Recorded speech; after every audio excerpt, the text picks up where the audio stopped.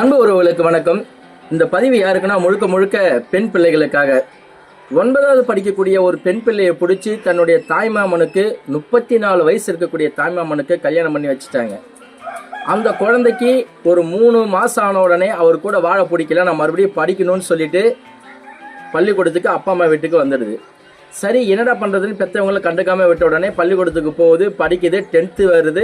10th public exam, maths exam எழுதும் போதெல்லாம் தன்னுடைய நண்பர்கள்ட்ட சொல்லியிருக்கு, நான் சோசியல் சயின்ஸ் எக்ஸாமுக்கு வருவேனோ இல்லையே தெரியல, எங்கள் வீட்டில் மறுபடியும் என்னை எங்கள் மாமா கூட வாழ சொல்லி ப்ரெஷர் கொடுக்குறாங்க, எனக்கு பிடிக்கலன்னு சொல்லியிருக்கு. அதெல்லாம் ஒன்றும் இல்லை, இதெல்லாம் நல்லா எக்ஸாம்லாம் எழுது வருவேன் வாப்பான்னு சொல்லி ஃப்ரெண்ட்ஸுங்க கண்டுக்காமல் சொல்லி அனுப்பியிருக்காங்க. சோசியல் எக்ஸாம் எழுதி முடிச்ச அன்னைக்கு நைட்டே அவங்க வீட்டில் ஒரு சண்டை. நீ நினச்ச மாதிரி படிக்கணும்னு ஆசைப்பட்டல, 10th எக்ஸாம் எழுதி முடிச்சுட்ட, நீ மாமா வீட்டுக்கு போ, அவர் கூட தான் வாழணும்னு சொல்லி அப்பா அம்மா ப்ரெஷர் கொடுத்துருக்காங்க. இந்த பொண்ணு முடியாதுன்னு சொல்ல, அதெல்லாம் போய் தான் ஆகணும். நாங்கள் போயிட்டு பழம் கிழம் எல்லாம் வாங்கிட்டு வரோன்னு சொல்லிட்டு வெளியில் கிளம்பிட்டாங்க.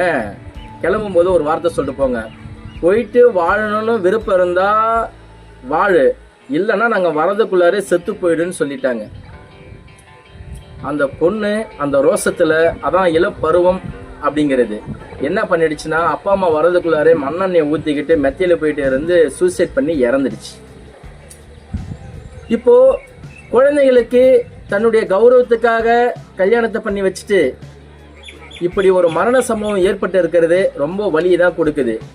இந்த பதிவு நம்ம குற்றம் சுமத்துறதுக்காக இல்லை, ஒரு விழிப்புணர்வுக்காக. பெற்றவர்களும் இந்த டிஜிட்டல் உலகத்தில் பிள்ளைகளை படிக்க வச்சு ஒரு பெரிய ஆளாக ஆக்கணும்னு நினைக்கணும். குழந்தைகளும் தெளிவான சிந்தனை எடுக்கணும். எந்த ஒரு விடயத்துக்குமே தற்கொலை தீர்வு ஆகாது அப்படிங்கிற நியூஸை தான் நான் உங்களுக்கு சொல்ல வரேன். இதுக்கு கேஸ்லாம் எடுத்துட்டாங்க, அதுக்கெல்லாம் நடவடிக்கைலாம் எடுத்துட்டு இருக்காங்க.